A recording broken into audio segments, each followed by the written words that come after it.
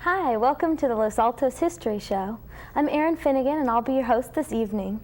With us tonight is Senator Alan Cranston, longtime local resident here in the area. Getting his start in local politics at the Mountain View High School as president of the Boys League, he eventually spent 24 years serving on the United States Senate. Thank you for joining us. Thank you. Delighted to be with you and with the many people that listen and watch you. Well, it's been fascinating. I've tried to do lots of research into your history, and it just goes on, and a fascinating career so far. I thought it might be nice, since it's the Los Altos history, if you'd give us some idea of your family's roots in the area, how you came to be here. Well, both my mother and father were born in California, and I was born in Palo Alto, where they were living in 1914. They bought a place out here in Los Altos, and we all moved here in 1915. So that's when my life in Los Altos began. Oh, great. Now, did they come to work doing orchard work, or what was the... No, my father was in real estate. Okay. But he bought a place that had about 13 acres, including some apricot trees and a beautiful old barn. The place was called the Red Barn. We had a lot of animals, dogs and cats and chickens and ducks and cows and horses. Oh, that's great. And was it a big change from where you'd been in Palo Alto coming? Well, I don't really remember that, except the house is still there where I was born, where my family lived at that time. It's on Copper Street in Palo Alto, and next door to other houses. Although I guess it was more like country in 1914. Definitely, up until recently, I think. So tell us a little about your early life in Los Altos. I'm curious how you decided to take the channel you did. Was it a conscious decision to go into public service for you? Or? No, my original ambition was to be a foreign correspondent, to wander the world and have adventures and witness great events and interview famous people and write about all that. And I became one after I graduated from Stanford. I did some foreign correspondence before that while I was in school for the Mountain View Register Leader, a newspaper that existed in those days. But what I found myself doing was covering the evil deeds of Adolf Hitler and Benito Mussolini in Italy and Germany and in Africa. And I decided after a couple of years of that I didn't want to spend my life writing about such unpleasant people. I'd rather be involved in the action. So I quit journalism, hoping that I could find a way to get into politics and government, and eventually I did. Oh, how interesting. So it is interesting to me, our local museum here, the History House, focuses on the 1930s in Los Altos. So during this time that you were doing foreign correspondence, you were also attending Stanford and doing local writing. What was the political atmosphere in this area at the time? It was a pretty conservative place at that time. It was Republican. I remember when Herbert Hoover, who came from here and was a Stanford graduate, he graduated in the first class, was elected president in 1928, and then in 32 he was defeated by Franklin Roosevelt. My memories, of course, go back into the late teens. I really remember the first time I stood up, which must have been about 1915. Do you really? Yeah, I do remember that far back, and I remember many things in the late teens, and a lot of things, of course, in the 20s. I went to Los Altos Grammar School in 1920 when I was 6 years old. I still have a couple of friends, one very nearby, that I met in the first grade. One is Harry Dutton, who's now living in the Sequoias. Another was Ralph Raymond, who's living up in the state of Washington now, and still a third is Jim Marshall, who lives at Menlo Park. And we all went through school together. Oh, that's terrific. And you're still all in touch today. Yeah, we are. Now, you went to the grammar school that was on San Antonio Road, and then you went to the Mountain View High School? Originally, people from Los Altos went to Palo Alto High School, but they changed that shortly before I got to high school, so I went to Mountain View. So, and even though we know that you were president of the Boys League, you didn't have aspirations necessarily for politics at the time? Not necessarily. I was interested in politics, but I was more interested, frankly, in athletics at the time. I was on the football team and was a runner, sprinter, and quarter miler. And when I went on to Stanford, my father got me interested in athletics by taking me to Stanford events. He had been a Stanford graduate. He was in the class of 1901. And so I really, in effect, majored in track at Stanford. Technically, I majored in English, but I paid more attention to track. And actually, and I heard you were on the mile relay team. Yeah. That was the fastest in the country. Right. So it was worth putting your attention into the track. Yeah, it was. And I learned a lot from track. And I learned a lot about the need to focus. I should have been better than I was. I should have been in the Olympic Games in 1936. And I didn't quite make it. I was good enough to do it, but I just, in effect, goofed off. I didn't concentrate enough. And that taught me a great big lesson, that when you want to do something, you got to really work at it and be disciplined and focused. It's hard at that age, though, I think. Know that you want that focus. So you were involved then with a lot of track at Stanford, and now I know you've gone on to make some world records, am I right? Yeah, I'm still running. I'm going to run in a track meet 7 days from now in Modesto, or less than 7 days. And I quit running after I graduated from Stanford. And I sort of regretted for a while that I hadn't focused on golf or tennis or some sport you could keep doing. And then lo and behold, they started what's called senior track in 1968, where people of all different ages compete with each other. And I immediately got back into track and started competing. They keep world's records by age groups, and I set the world's record for a while for 55-year-olds in the 100-yard dash. Some scoundrel from Hawaii broke my record shortly thereafter, and I haven't managed to get it back. Keep working on it, maybe next week. Maybe. So you continued then at some point back with the track, and how about as far as I know that you were the editor even of the Mountain View high school newspaper, the Eagle? Yeah. Was that your first experimentation with journalism, or had you started I guess it was. My father commuted on the train. We used to have a wonderful train that went from Los Gatos to San Francisco. On the twice electric going one, up and then twice coming back. And my father commuted to San Francisco for a while. He was in business in Palo Alto, but then he started working in San Francisco for a while. And he became the seatmate every day of Fremont Older, a famous editor who edited the San Francisco Bulletin, later the Call Bulletin. And that was one of the reasons I got intrigued by journalism, meeting Fremont Older, who was a great Western editor, and hearing stories about remarkable events that he had covered, that his paper, crusades his paper had gotten into. Oh, interesting. So did he kind of get you hooked when you were younger to have you do any writing, or you just thought of him as a great example? That just got me sort of fascinated with newspaper work. Well, I can see that. And I was fascinated to read about a lot of the journalism work you did during the pre-war time. Definitely tracking. Yeah, I covered some pretty interesting events in those days. And everybody should know you were one of the top 10 bestsellers with your book, The Killing of the Peace. Right, way back in 1945. It's wonderful. That was a story about something that happened in the Senate where I eventually managed to get. I was always fascinated by the Senate. So, by what can be done there. From a local aspect, when you did decide to pursue a career in public service and you went as the California Senator, what were your goals going into that? Well, my first goal was to get us out of the Vietnam War, which was raging at that time, and I thought it was a big mistake. And I did help get us out of there eventually. And beyond that, my primary interest was in peace. And I worked on arms control efforts and on trying to improve relations with the Soviet Union and prevent a nuclear war. I contributed a little bit to that. The main contributor, I think, was Mikhail Gorbachev, with whom I became very well acquainted. We developed a friendship while he was the leader of the Soviet Union and I was in the Senate.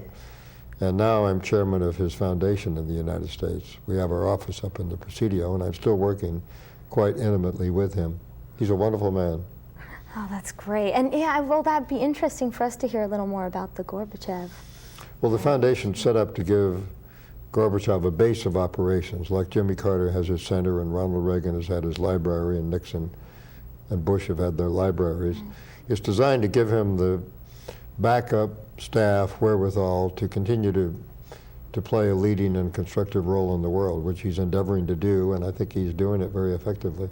That's great to hear. And you had mentioned earlier that coming up in the fall is a Well, this fall, in late September and the first day of October, Gorbachev is convening, with our help, a State of the World Forum in San Francisco to talk with world leaders. He's assembled a group, unlike any other person could bring together, of leaders like Maggie Thatcher, George Bush, and philosophers and Nobel Prize winners and scientists and people, just to talk about what is the state of the world and what can we do to improve it and what can we do to prevent deterioration of the world society.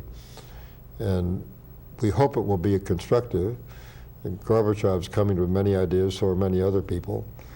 It's going to be, I think, a very useful exercise. And we hope it will be the beginning of sort of creating a world brain trust that will continue to think about the next millennium and where the world and humanity ought to try to go in the next century. Well, where do you see that? I know, of course, that you've had a big impact on environmental issues and human rights and world peace. Where do you see things going from Well, we have to work on all of those issues and a lot of other issues. But we need, I believe, to strengthen the UN so we can use it to help keep the peace in the world. The UN is criticized a lot because it doesn't perform too effectively. Well, it doesn't perform too effectively because we haven't given it the wherewithal to be effective.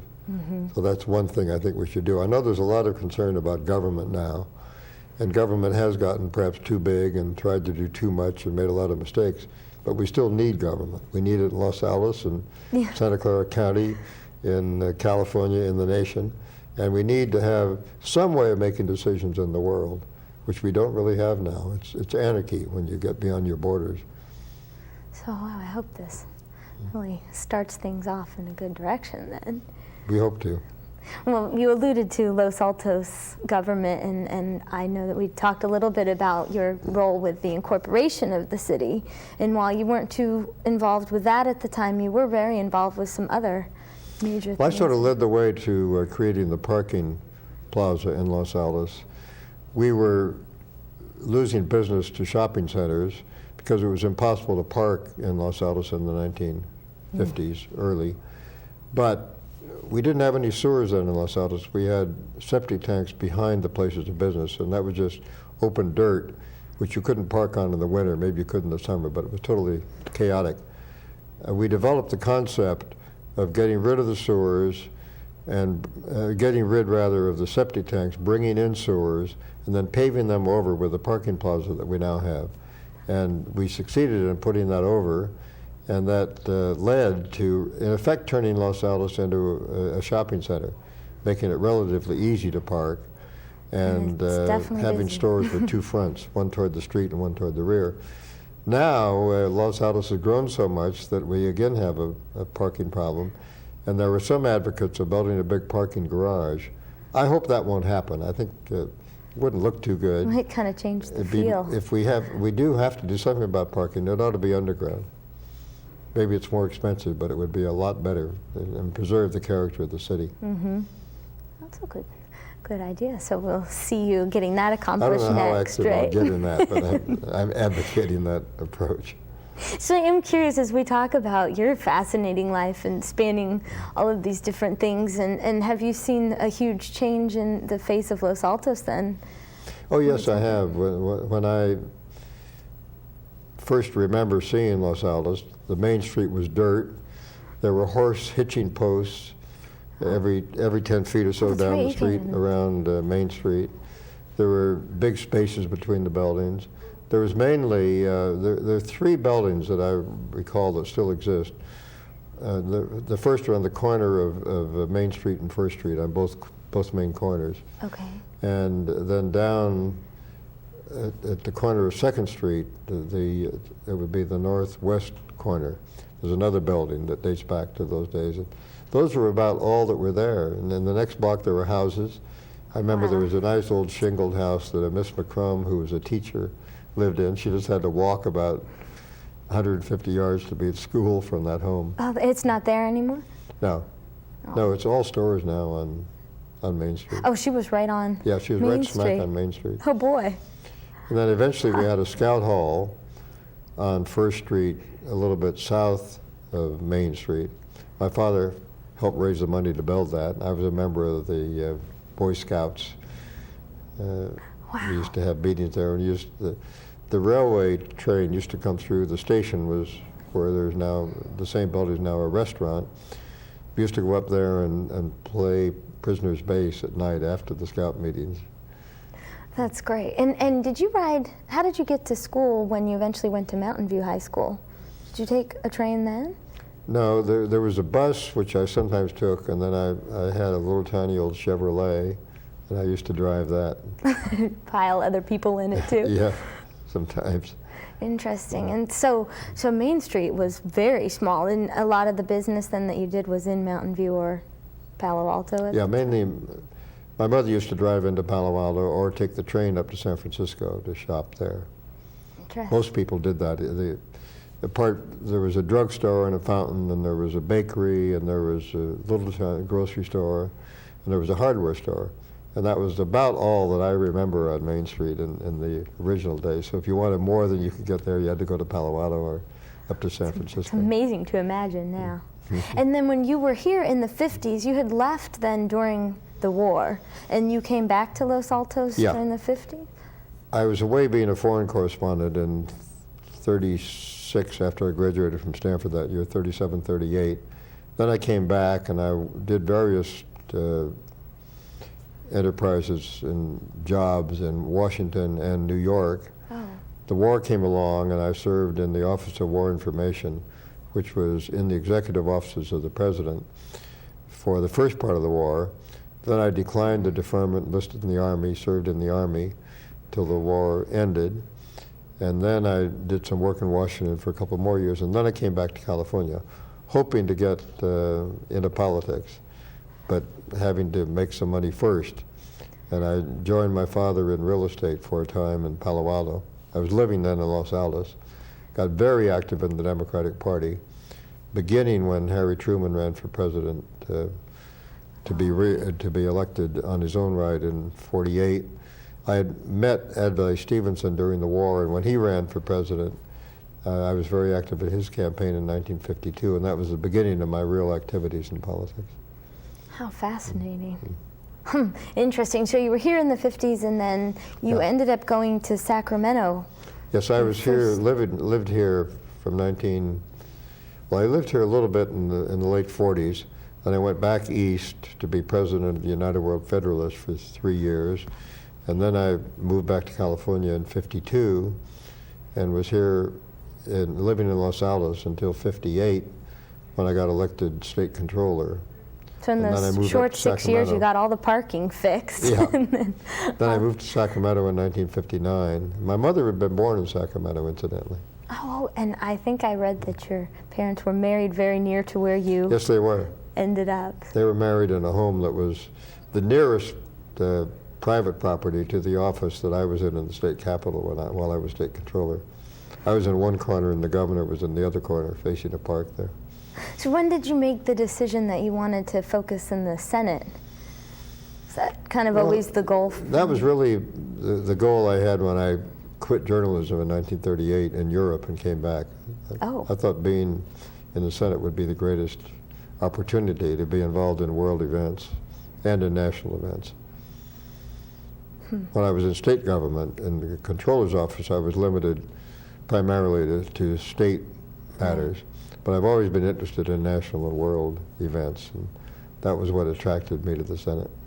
I think it would be interesting to hear a little about what your major accomplishments were in the Senate. Well, helping get us out of Vietnam was one. Probably the longest lasting accomplishments relate to creating parks in wilderness areas where part of the world as it was created is going to be preserved forever. So that will last. When you pass a bill dealing with a war-peace problem or a social issue or a tax or economic issue, new problems immediately come along, sometimes created by the solution to some other problem, and it's forgotten. But when you protect a wilderness or a wild river or a beach or a seashore or a redwood forest, that's forever. Yeah. I got a lot of that done. When you initiated the California California Desert Bill. That's one of the two unfinished pieces of business that I hadn't quite accomplished when I left the Senate. I'd carried it a long way and helped start it. And Dianne Feinstein picked it up and did a very good job of finishing and getting the Desert Bill. And then another thing just very recently happened. There's a beautiful estate in Woodside to the left of 280 up into the mountains. Beautiful redwood trees and streams and so forth. And we managed to get that put into the Golden Gate National Recreation Area, so it will now be there forever. It's got beautiful trails, wonderful place to hike. Oh, that's great. Yeah, that is something I can see that's long-lasting accomplishment. And so now moving into what you're working on now, we've talked about the Gorbachev Foundation, and you're also involved in another enterprise in the Asian Well, I'm Central involved Asia? in venture capital investing activities in Kyrgyzstan, which is a country most people have never heard of. It's a brand new country that emerged out of the collapse of the Soviet Union. 15 new countries were born when the Soviet Union broke up, and one of them was Kyrgyzstan, which I then proceeded to visit while I was still in the Senate. And they have a wonderful president in that country named Askar Akayev, who's the most democratic-minded of all the new presidents of the 15 countries. Some of them are by no means pro-democracy, they're dictatorship types. But he's trying to create a democracy and doing pretty well at it. And I've been trying to help him in various ways, including getting American capital invested in the country. That's wonderful. It's very exciting to be doing. Way, way off on the border of China, close to the Himalayan mountains. I remember seeing it on one of the newer maps. So, oh, well, that's great. So it's carrying a lot of the things that were really important in your political life through now and helping with human rights and democracy. Right. That's wonderful. And then we know you're still running. And how about writing? Are you still doing any? Yeah, I'm still writing. A lot of people have suggested I write a book. Well, I don't need to because my sister wrote a beautiful book as far as about my life is concerned. But I did one book once upon a time. I did a second book that was an unauthorized version of Mein Kampf that caused Adolf Hitler to sue, in effect sue me and some other people that were involved in it. But more recently I've been writing for Rolling Stone and for the Christian Science Monitor and some other publications. Wonderful. About experiences that you've had or the... No, for Rolling Stone I did one article about Gorbachev. I did another article about Robert Dole, the Republican leader in the Senate, and potential presidential candidate. For the Christian Science Monitor, I wrote about Kyrgyzstan and President Akayev. Oh, okay. And I did an article about Mongolia, which is about as far away as you can get. I'm the only senator that ever visited Mongolia. Really? I think Paul Simon of Illinois eventually got there, so two of us have now been there. But that's a fascinating place, way, way off landlocked between China and Russia. And it's where Genghis Khan came from. I knew that. Interesting. So, and you're now back in the Los Altos area. Yes. So that's good. We're glad to have you back now. It's great to be back. I love it here. I should show, I know you'd mentioned your biography, so I wanted to show everyone here in case you want to learn more about Alan Cranston. This was a book written by his sister, and I've recently read it. It's wonderful. Good, glad you think so. So that will get them studying. I call it the world's greatest biography. It's not bad. Well, and I did want to ask you sort of in closing a little bit, I think it's interesting that you're involved with the Gorbachev Foundation and maybe a little bit of what you do hope to see, or where you see the state of our country being, and where you hope to see us go globally, maybe a little of what you're going to bring to the conference in the fall. Well, I hope to see the United States stay involved in the world, and we have to. There's no way to avoid it, whether we like it or not, and to provide leadership toward a more orderly world and toward the spreading of democracy and human rights and a free economy, but recognizing that there has to be some kind of a safety net for people that get left behind. That's what we should be doing, I think. And avoiding having government intervene in too many personal matters where people should have their own choices. The more that can be left to individuals and families to make their own decisions, the better. But there's some things they can't do alone, and that's why we have government. That sounds good. Well, it's been wonderful having you here. Thank you so much. Thank you. It's a great pleasure to be with you and with whoever's been watching.